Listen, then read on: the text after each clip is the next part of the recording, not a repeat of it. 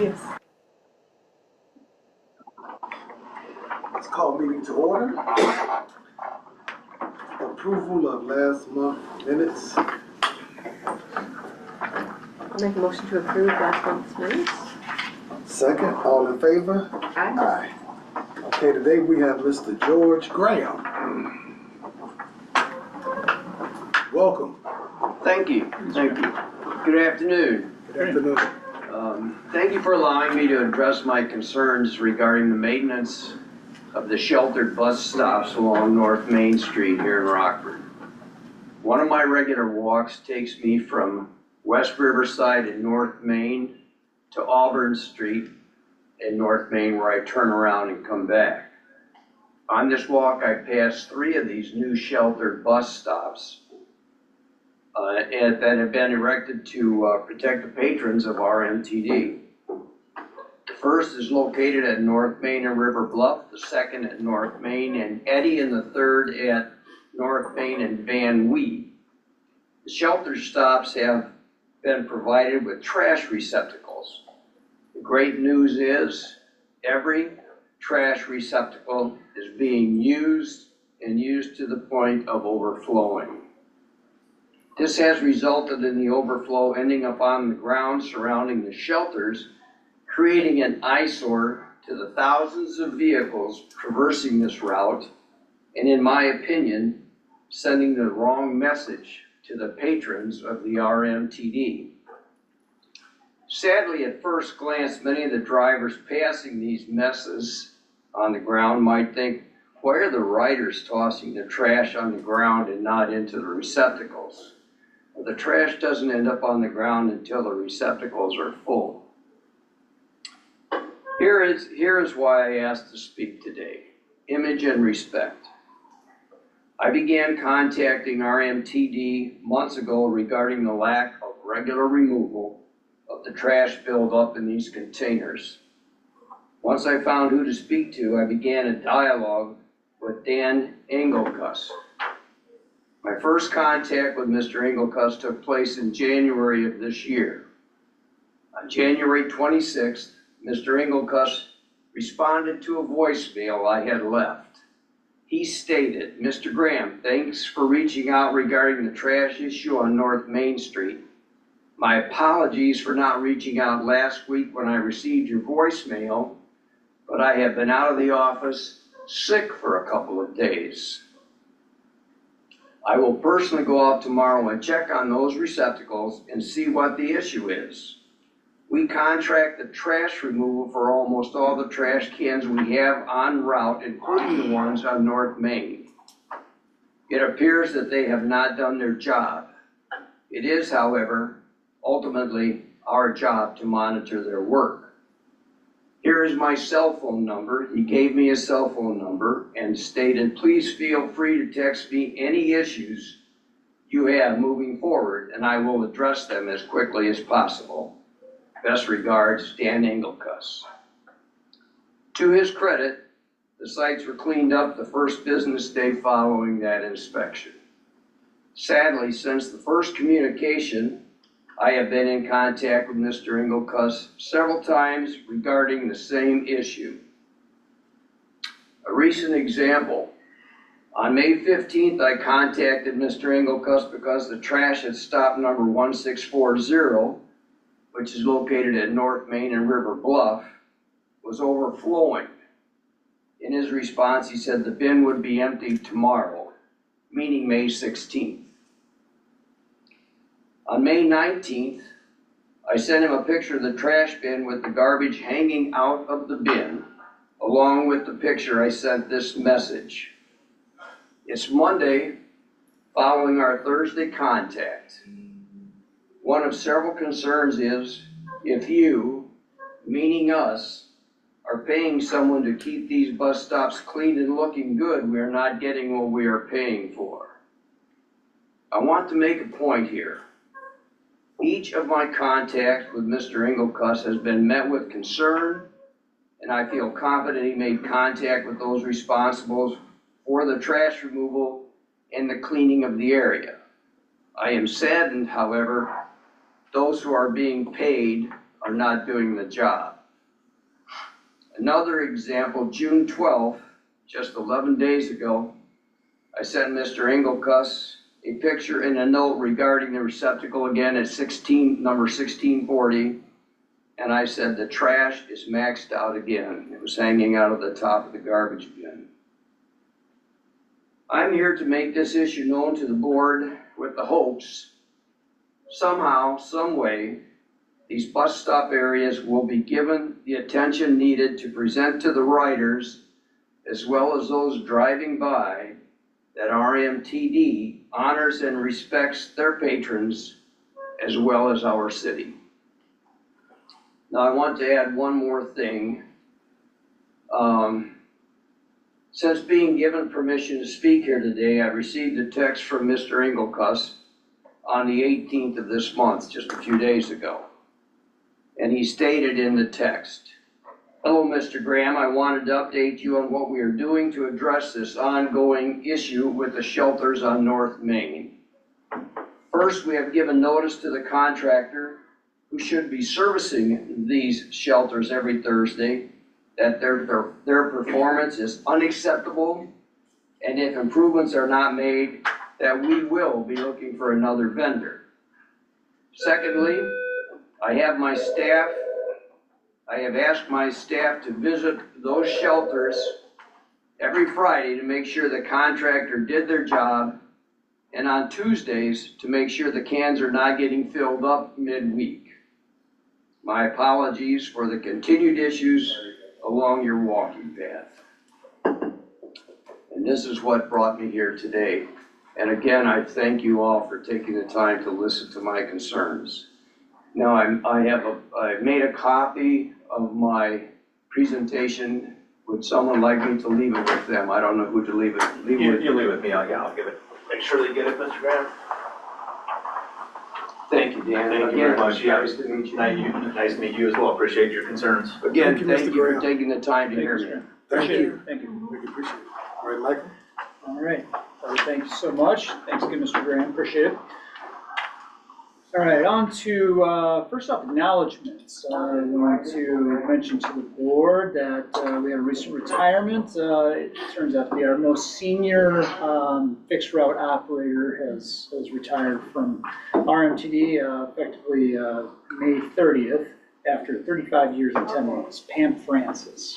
So Pam's been with our longest tenured operator. We're sad to see her go, but wish her well in her retirement. Appreciate her long-term service in the community in RMTD. So 35 years and 10 months. So Dennis Walston now is our most senior operator. We actually went to high school together. There you go. All right. With that, move on to other items on the report. Just want to give you some updates on the state legislation, where those efforts are. And this kind of ties together with the 2025 Illinois end of session report provided by our government consultants, Zephyr Government Strategies. So the lawmakers made progress on the overall transit bill with both governance reforms and revenues largely modeled on the labor bill. It ultimately did not pass both chambers before adjournment, even though the governance reform and revenue bill, which was HB 3438, submitted by Senator Villalobos, passed the Senate. There wasn't sufficient support for this in the House, particularly the revenue components. The main funding mechanism in question was a $1.50 statewide package delivery fee, which would have helped fund our downstate operating fund deficit. So where it stands now at this point is that the provision is unlikely to end up in the final package, which will now go to veto session to be discussed and perhaps a new bill submitted at that time, or perhaps there's a special session called. But if something doesn't get resolved in veto session, then it gets pushed into the next year session at this time. So that while downstate transit still faces uncertain financial funding for our long-term viability, we still have a fiscal cliff that's out there within the next couple of years. The RTA region has a much more immediate one, which is the main concern driving legislation here, and perhaps something will get done, either in a veto session or then to address those issues. But, we certainly want to acknowledge the support of our local delegation. They did a fantastic job for us in supporting downstate transit, and obviously RMTD's concerns. Senator Stottleman submitted a bill on behalf of IPTA to ensure that IPTA's requests, which support RMTD's funding, were out there on the legislative floor. Those things that were part of that bill got incorporated into the larger bill that was submitted by Senator Villabalom, and obviously Senator Solomon was a key part of keeping dialogue going for us during the session, as was Representative West and Representative Bell. They also provided dialogue on the House floor and ensured that downstate interests were supported.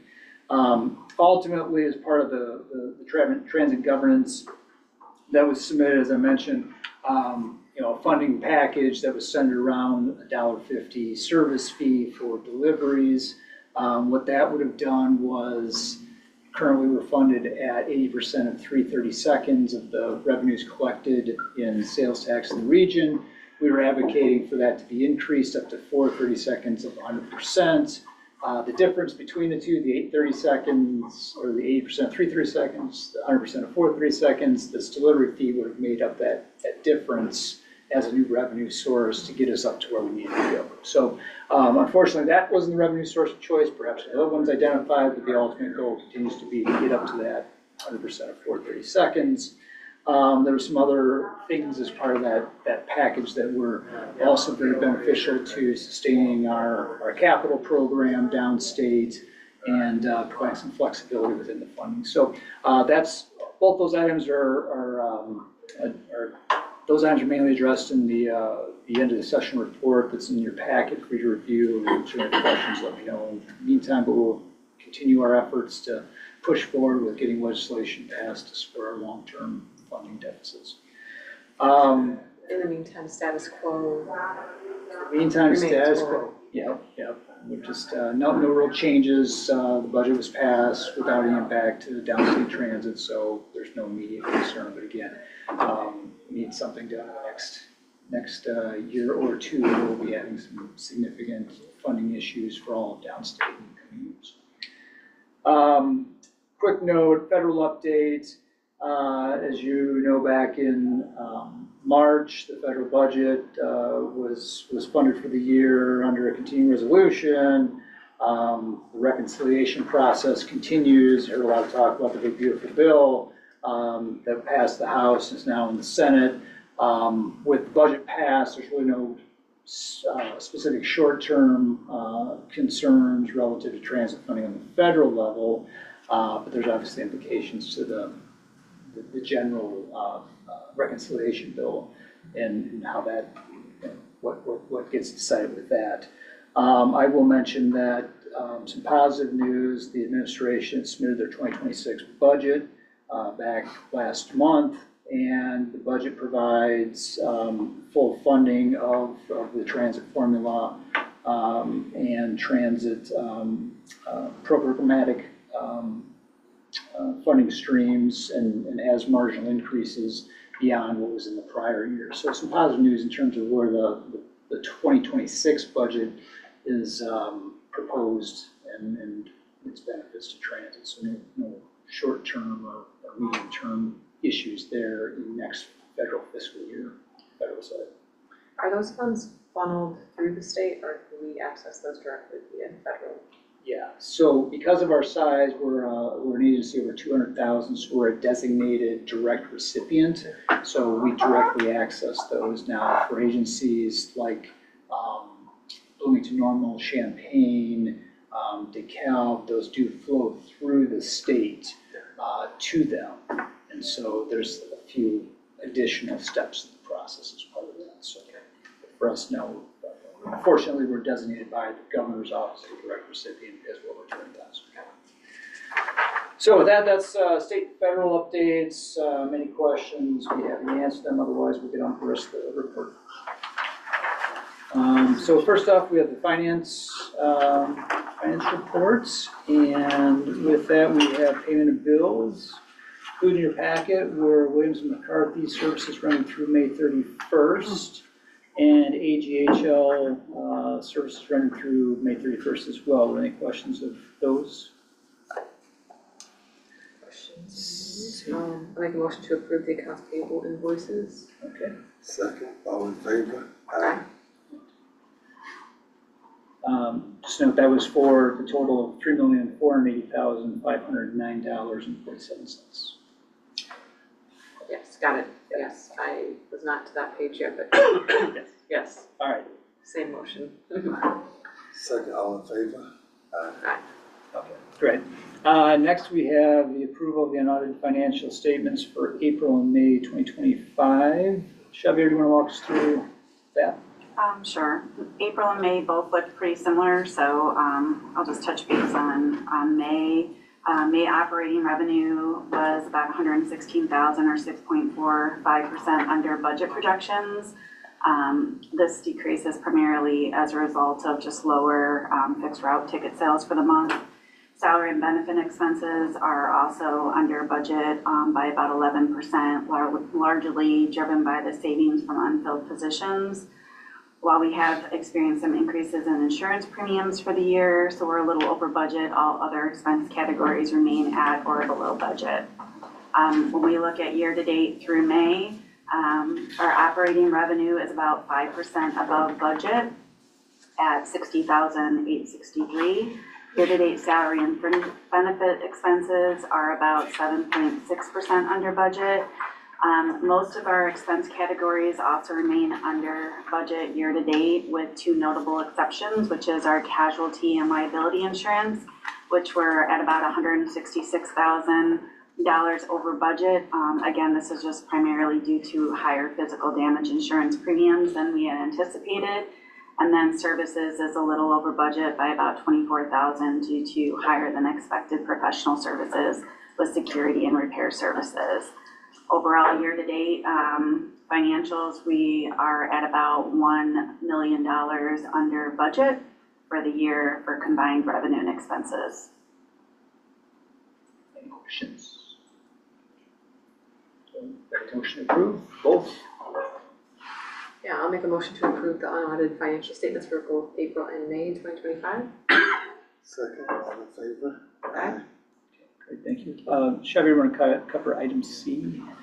Yeah, so we're asking for a increase to our monthly pension funding. We've had some additional participants join the plan, which is increasing our need. So we're asking for an increase of $155,000 monthly to $165,000 monthly. Just point of clarification, not new participants, but obviously retirees. We have to fund the retirees, such as Ms. Francis. Sure. I'll make the motion to approve the increased monthly pension funding. Second, all in favor? Aye. Okay, great, thank you. Then item D, the pension portfolio review for the period through June 16th, and pension investment statement for month ending May 31st, also included in the packet for review. Are there any questions with that information? No question, it was helpful to have the narrative to accompany that. Yes. Wish there were better news, but. Yeah.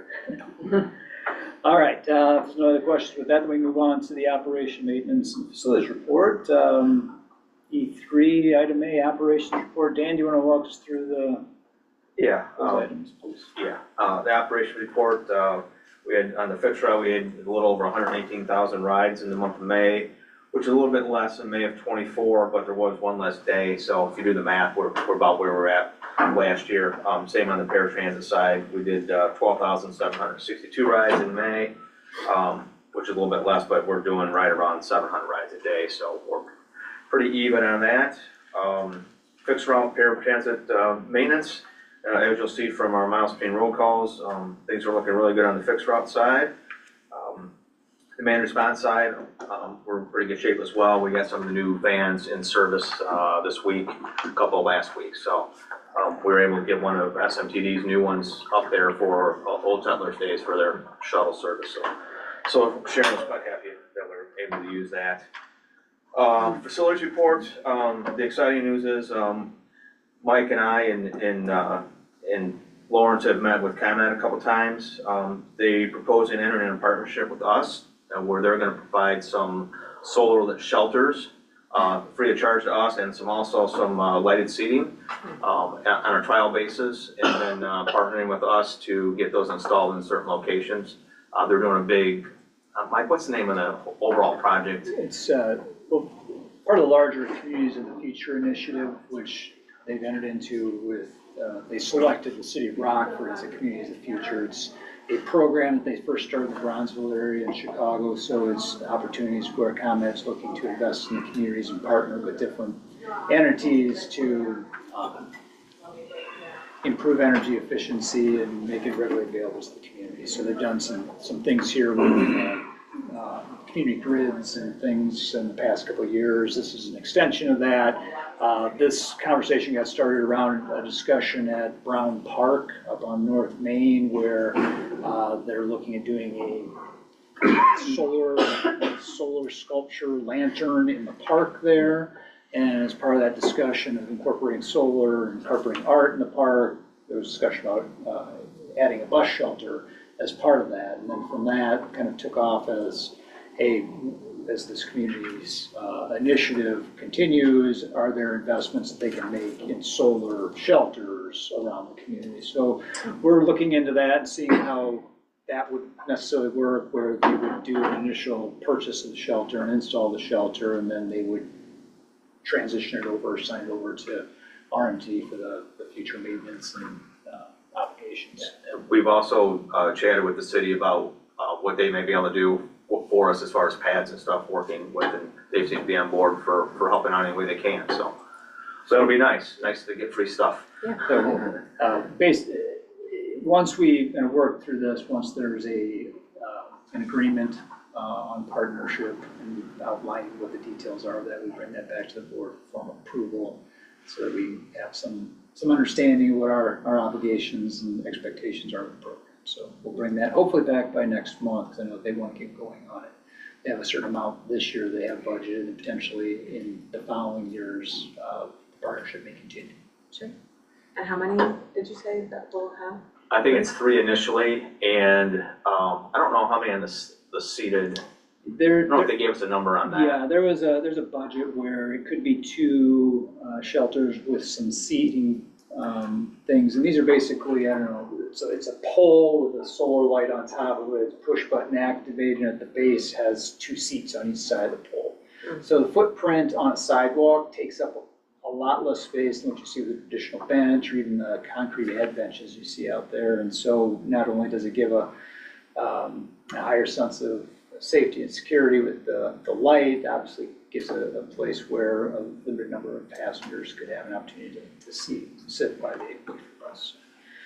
Yeah, those would be nice. There's some areas that don't really warrant the cost of a shelter, but we have lighting challenges, so. Or physically does not have the right of way available. There's many locations in the community where that's just not available, but yet we have higher ridership in some of those locations. Yeah. So we're evaluating the bus stops and looking at ridership and seeing where that's a good application. And do those require a pad in the same way, or no? Generally not. A lot of places, like Mike said, the footprint's pretty small, so if the sidewalk is wide enough, we could put it towards the back side of the sidewalk and still have clearance for snow removal and not violating ADA stuff. So we're kind of seeking out locations like that where it doesn't require any work, besides drilling the anchors into the existing concrete. And what the city would look at in some locations, is typically there's at the back edge of the sidewalk, after the setback from the curb, there's about another foot available in the right of way. And so just to make sure these have a good foundation, they may take out just that small square section, wherever you want to put it, and then pour a pad deeper and center it a little bit more and give it a little bit more space. A little thicker. So they're willing to do that as part of their infrastructure funding that they have allocated for pedestrian projects yearly. which is also currently helping us with a number of our shelter projects that we have out in the community, including, I don't know if you've been by Milford Village lately. They've done some enhancements around the Milford Village stop on Executive Parkway and added additional sidewalks to connect into that shelter stop and expanded out the pad at our request. Those shelters are part of our program list to be replaced. Those are part of our DCO grant funded shelters that, once that funding gets released, we'll be replacing those with some shelters. All right, projects, as you can see, we've moved along a little further on our project. The walls have been up for a while now, but now we have some structural steel, and they're actually laying the decking for the second floor, so which is what you see like right out the window here. So that'll be laid across there, so that work will continue this week. The electricians are stubbing everything outside, and things are moving right along. So I don't think we've made up all our lost time yet, but we haven't really had any snags since things really got rolling. So we have our bi-weekly meeting with the contractor tomorrow, so we'll see if everything is going to continue to move forward like it has. So we're excited about that. Do we expect to be fully enclosed by the time the temperature drops? Hopefully, yes. I mean, that would certainly be their goal as well. So I don't know if you looked on the east end a lot, there's a lot of structural steel that needs to go up yet, but it goes up pretty quickly. So they would like to get that decking done and certainly get a roof on it. The electricians have already run conduit over the far walls and everything, even like light switches, garage door controllers already marked where they're going to go, and the conduits ran. So it's moving right along. Man response software, I think if Troy chime in here where I'm incorrect, if I am, we've made some good strides in sorting through some issues that we've been having. So they had to rebuild the database for us and restart it, but I think we have the announcement stuff, the next call stuff, working correctly. Yeah. It's only saying one city, you're not getting a call from SMTD, BCCA, and Rockford. So hopefully that continues to go out. Passenger portal, we've had 30-some people sign up, but we're actually only have like one person use it. Yeah, one person, 2 trips. So we'll continue to market that, but it's hard to tell if it's gone smooth because it's such a small number of people actually utilizing it. So we will keep an eye on that though. But it's been shared with everyone Correct. at this point? Yes. Rockford, we have not shared it with SMTD's group yet. We kind of wanted to see how it was going to roll out with us before we sent it out. So that'll be coming here in the next few weeks. We'll get SMTD's people on board as well. Continue to work on the Medicare forms, which is kind of a big holdup for us for a while, but that seems to be moving along well. Getting close, yeah. And then the training for BCCA has started. I think they've had 6 sessions. So they'll be transitioning over to Trip Sparks soon. Probably the end of July, we're hoping so. Telephone system project, we did open the proposals on May 21st. The evaluation team, there's 3 of us. We're evaluating them. We're narrowing them down to probably 3 to come in and do presentations. It's taken us a little longer than we thought because these proposals are like 150 pages apiece. And they kind of caught us off guard when we got them. So we're sifting through those, and we'll get our 3 top in and keep moving on that as well. Service planning, there's a lot to go over there. I'm not going to go through it all, but you guys are both involved in February when we had the service planning meeting. A lot of those changes that Mike discussed with you at that meeting are going to start this fall. The main thing is that we're increasing frequency on several routes and adding some access to some education areas, weekday times, and then I think Aaron has provided you with some drawings of the proposals for you to look at your leisure. If you have any questions, feel free to reach out to myself or Mike. So the next steps, talking with our shareholders, aldermen, alderwomen affected, R1PC certainly want their feedback, and we'll have to do some public hearings, and then we hope to have everything finalized by the July board meeting. And really all of these outlined here is, so increase of frequency and changes to improve access to employment. There's really no reduction of service for other routes. No, we changed some stuff, and you know, it's so nice now with the Clever. I mean, we can tell you, we pick up 1.2 people here every day. So, we're not necessarily going around that, but we moved some stuff to get to areas where we know there's a higher need for the service, so.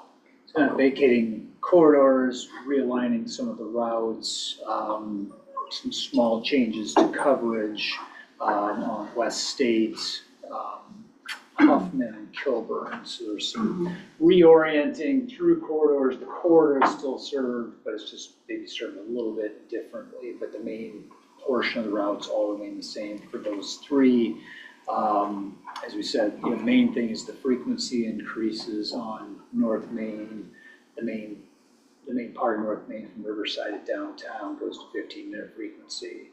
The city loop route from downtown to Alpine, the Alpine Walmart goes to 30-minute frequency in both directions from North Main and across Riverside.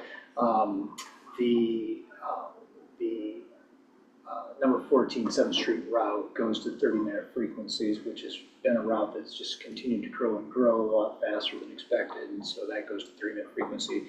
And then finally, just the way that we're reorienting the route on the Kilburn route, by offsetting the schedule, where the West State route leaves downtown on the 15s, by reorienting the route and leaving downtown the 45s, on the Kilburn route, we serve the West State corridor from downtown to Johnston, which is kind of a heavier part of that route, with those two routes staggered, so it creates 3-minute frequency corridor.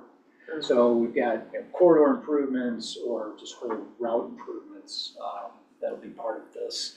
As we mentioned, by the slight change to the North Main route, by having 30-minute frequency on that, we're using the time on one of the trips, the trip that departs at 45 from downtown, to do a big loop around the Elmwood and North Rockton area to provide service to Milestone, Marshall, Elementary School, middle school up there, and Wesley Willows. So that creates service back to an area that we had service and a route serving a number of years ago that part of our route reductions back then eliminated service from there, so we're reinstituting service back to an area that we used to have in. So those are the main changes. And then I think we also mentioned to the board that we are adding that additional hour onto the daytime service schedule for those trips departing downtown. And so instead of 5:15 being the last departure for daytime service from downtown, it'll be 6:15 now. And that was a real heavy period on those first trips for our night service, so we want to extend that to continue to get people both home from work or to work in some cases as well. So that's the main part of that. As we mentioned, those were the main items that we discussed as part of our planning session. We took those assumptions and incorporated those hours of mileage into the budget for next fiscal year. So our goal is to get that get through the process now the next couple weeks, next month, prior to the next board meeting, just to touch base with the community, solicit any additional feedback, concerns, factor that in, but have a package to you so that you can sign off on that. And we can move forward with getting the schedules done and getting the service implemented by the beginning of September. So, as part of that package, could we see, I think later in the packet, we have the info that has, the route and then the frequency, I guess the fixed route performance report. There's a column there that says frequency in minutes. I'm wondering if, as part of the package regarding the changes we could identify within that list, Just where highlight, those changes occur. highlight those routes. That would be helpful. And I want to thank Susan, because obviously we really need to staff up to be able to provide the service. So, and we always have buses, we're always here, but she's hired I don't know how many people in the last month or so, and our main trainer, James Gladney, who's one of our supervisors, for getting these people in and and get them trained so we're ready to roll out. Otherwise, we would have to shove it to the next markup, which we didn't really want to do. That's all I have, unless you have any other questions. Sounds like you've been busy in the entire operations. All right. All right, thank you. So we'll keep those efforts moving forward. And then speaking of Susan, we have the HR report, claims history for May. Do you want to touch upon that? The expenses up for May, both and for year to date, but as you know, those continue to ebb and flow on a monthly basis, but we are trending higher to finish the fiscal year. If there's no other questions on that, we'll move on to the marketing report. Orlando?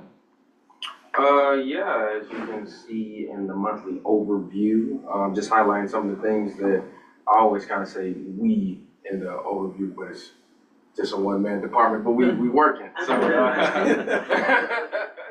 a few events. Me and you. There you go. There you go. So went to a senior citizen home this month. Just talk about some of the concerns that they had. They always have good feedback because not just them traveling, they're also traveling with their grandkids or maybe their kids as well. So they had great feedback that was out further east. Just talking with them and letting them know kind of some of the changes we got going on, along with some of the updates through paratransit, because a few of them ride paratransit that they didn't quite know about, or some of them did get our letter and just had more questions about it. So it's always good to go out and about. We'll go back and then do senior IDs for them as well, like we did for Skyrise Apartments. So that was one thing we did. Went out to Juneteenth for that celebration. Always getting the word out, passing items out, things of that nature. Was a good event. Got an event coming up as well this week. We're partnered with the Food and Security Task Force, and we're providing free ad space for signs that help connect individuals in the community to food pantries. So we work together to make a list of our routes and then the closest route to those food pantries. So you'll see that on the buses, and we'll do a small press conference on that Thursday at 10 a.m. at the Rock River Valley Food Pantry. So yeah, just moving and grooving, and then towards the bottom we talk about advertisement and numbers and all the good things that's been going on with that as well. So yeah. I do have a good question. This information is being updated on our social media sites. For which one? All of Yeah. We try to keep the most pertinent information as we can. Facebook is always our biggest outreach to individuals. So yeah, we push it out to the followers that pay attention. Any other questions? Sounds good. So I'll just note, Orlando and I met with Alderman Bell a couple weeks ago to go over some of the changes that we discussed. Dan mentioned in this report about outreach efforts, and we have meetings that we're scheduling with remaining aldermen in the northwest side to review those changes as well. So Alderman Meeks, Alderwoman Wilkins, and the newer, her name's escaping me, but for the 9th Ward. all right. So that's probably that as well.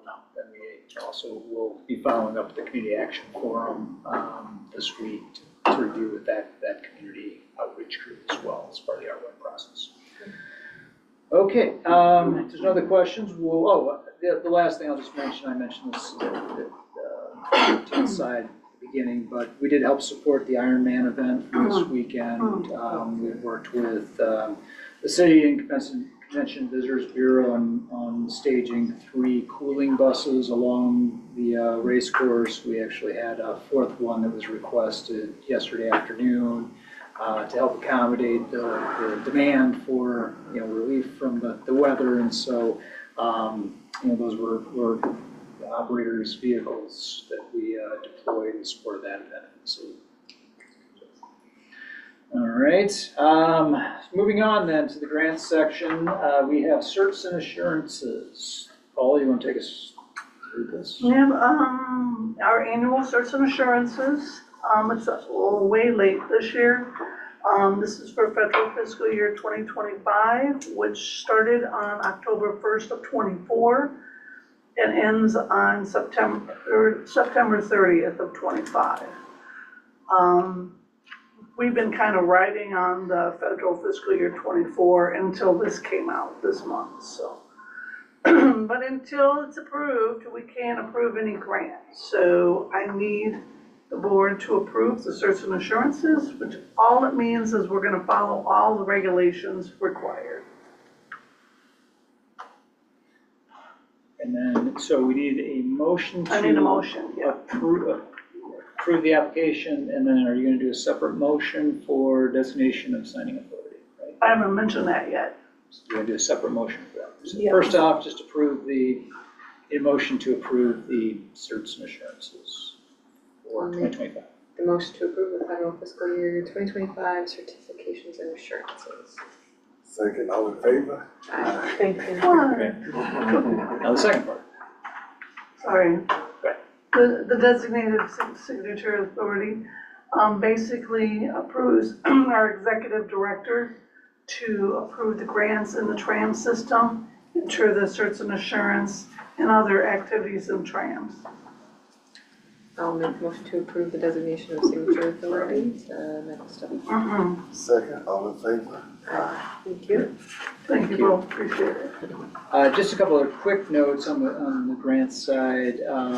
We submitted a grant application on the 1st of June to IDOT for the underfunded portion. They had a capital, I think we talked about it last time, there's notice of funding opportunity for some additional capital money on the highway and transit side. So we submitted the application for the unfunded portion of phase 2 and 3 of the facility project. The total requested was $4.9 million, essentially, for the remaining elements for phase 2 and 3.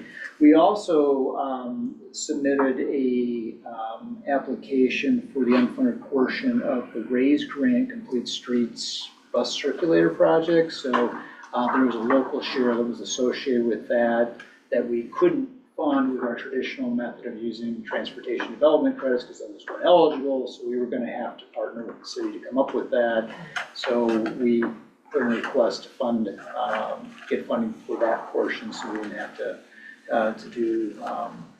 worry about the local match on that one. So that, along with a couple shelters that were designated along that Complete Streets corridor, was a project request totaling about $946,000 roughly. So we'll see where those both go. We should be hearing back by the middle of next month on what the status of those awards are.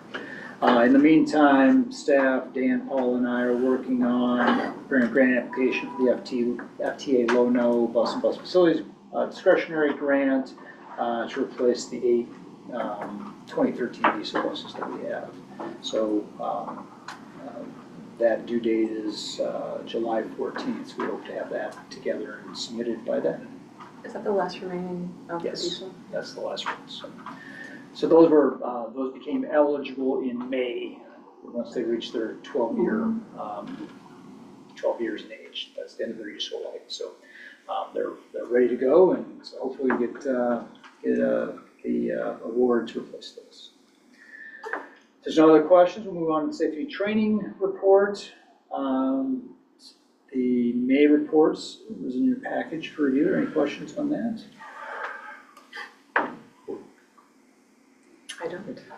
I would just highlight that and thank staff for all their efforts. We had a training day that took place this past Sunday to address some of the ongoing training needs associated with de-escalation, crisis intervention training, ADA sensitivity training, and sexual harassment training that 50-plus operators that participated in 4-hour training sessions in the morning and afternoons at our Eastside Transfer Center. So, Drex and our trainer, James Gladdy, did a tremendous job in putting that together and running the training, as well as Susan, who covered the HR component of that. So they gave up their day yesterday and didn't get a chance to stand outside in the wonderful weather and enjoy the heat. They were inside. All right, it was warm enough over there.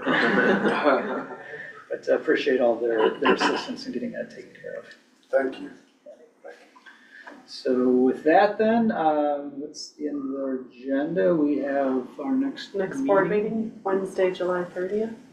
So we're good? We're good? Okay. After Pastor Jay's birthday. Yeah, So we do have executive session. we do have executive session to discuss pending litigation matters pursuant to 5 ILCS 122C11 of the Illinois Open Meetings Act. I'll make a motion to move into executive session. Second, all in favor? Aye. Happy birthday, man, for those.